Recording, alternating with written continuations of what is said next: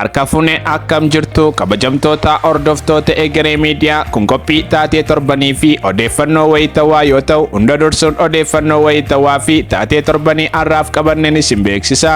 Ogeessi seeraa ganna 47 dubartii ganna 90 na dura duuti jedhe haxxummaa mana ishee fudhachuu yaade dursee du'e. Lammiileen Zaambiyaa haala duraan hin baratamneen gaa'ela isaanii raawwatan ijoo dubbii ta'anii. Yeroo dhiyoos taphattoonni hedduun luqqisiiwwan macaafa qulqulluu barreeffachuun dirree seenuun aadeffamaa dhufe. Dubartiin amantaa ishee musliimarraa gara kiristaanummaatti jijjiirratte mana murtii shari'aatti dhaddacha dhaabbachuuf jirti. Kunneen oduu egeree har'aaf qabanneedha. Oduu egeree waliin turtii gaarii qabaadha. Seenaan armaan gaditti argitan kun nyaachuu dhaqanii nyaatamuunis jira nama jechisiisa. Maanguddoon lammii Faransaay waggaa 90 taate tokko umurii ishee kanatti nama ishee gargaaruu fi ishee kunuunsuu waan hin qabneef mana jireenyaa ishee gurguruuf osoo nama barbaaddu ogeessa seeraa tokko waliin wal argite. Abbaan seeraa kunis umurii ishee erga argee booda itti dhiyaatee mana ishee bitachuu akka barbaadu itti dubbate. Dhimmichas bal'inaan ibsuu fi eegale. Abbaan seeraa kunis maanguddoo sanaan umurii kanaan mana barbaadu hin qabdum hanga jiraattutti asuma keessa jiraachuu dandeessa jedheem. Gatii mana kanaas yeroo tokkotti osoo hin taane ji'a ji'aan $2,500 siifan kennaam. Ati wanti sirraa eegamu garuu yeroo addunyaa kanarraa du'aan boqottu naaf dhiiftaam jechuun dubartii ganna 90 kana waliin walii galaniim. Namichi gatii mana sanaa ji'atti $2,500 akka isheef kaffaluu du'a ishee booda akka ishee dhaalu walii galuun walii mallatteessaniim. Dubartiin kun ji'a tokkos ta'e ji'a ja'a keessatti yoo duute namichi kun battala ishee dhaaluun mana ishee fudhachuu danda'am. Ogeessi seeraa kun akkuma walii galtee isaaniitti ji'a ji'aan kaffaltii geessuun dubartiin sunis mana ishee keessaa qarshii sana nyaataa fi dhugaatii gaarii nyaachuu itti fufteem. Dubbiin akka heegame ta'uu didee waggaa 1-2 jechuun ganni 10 darbeem. Dubartittiin jiraachuu itti fufuun namichis qarshii kaffaluun waggoota 20 booda ogeessi seeraa sun kan ganna 47 dubartii ganna 90 irraa yeroo sana bituu dhiisuun tarii dubartiin kun daftee duuti jedhee yaade ofiisaa umurii 73tti addunyaa kanarraa boqoteem. Maanguddoon sun garuu akka ragaan dhalootaa mirkaneessetti umurii ishee 122tti du'a isaa booda jiraattee addunyaa kanarraa boqotteem. Lammiileen Zaambiyaa haala duraan hin baratamne wal fuudhan ijoo dubbii ta'anii. Guyyaa 2 dura lammiileen Zaambiyaa kun haala duraan hin baratamneen gaa'ela isaanii kan raawwatan yoo ta'u inni dhiiraa haguugduu fuulaa yookaan fees maaskii godhatee ija isaaf immoo golgituu ijaa godhatee argame. Namoonni baay'een kun niitii biraa qaba jedhanii itti qoosaa turanii. Iccitii kana kan beeku garuu haadha manaa isaa qofaa ture. Amma garuu ifa bahuu danda'ee jira. Namni kun dhukkuba gogaan yookaan lamxiin miidhamee waan jiruuf gaafa cidha koo ana mudaa koo ilaalanii isheetti quba qaburra jedheen fuula kootti maaskii godhachuun filadhe jechuun dubbateem.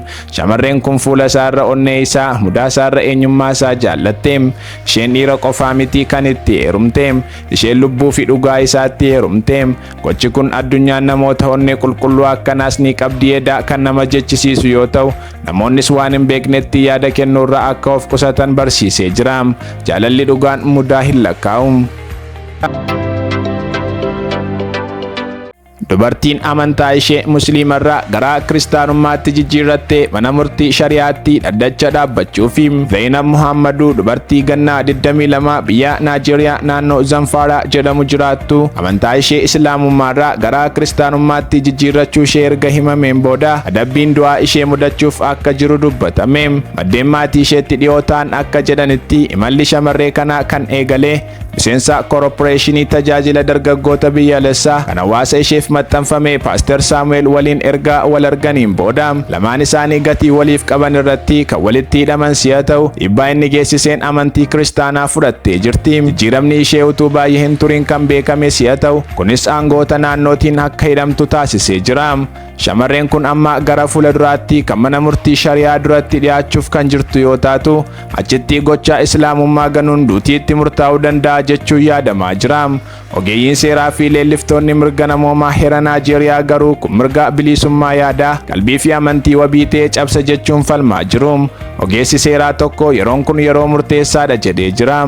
Dhimmi Zainab dhugumaa mirga amantii ofii filachuu kabajuu fi dhiisuu keenya qorata. Naannoo seerri islaamaa qaama haqaa irratti dhiibbaa guddaa geessisuu keessatti murtii haqa qabeessa argachuu dhiisuu dandeessi sodaan jedhu guddachaa jira. Haala kanaan miiraa fi hafuura dhiphateera jedhamee kan amanamu Paaster Saamu'eel waldhabdeen dabalaa dhufe keessatti eegumsa akka argatuuf dhaamsi darbeefii jira.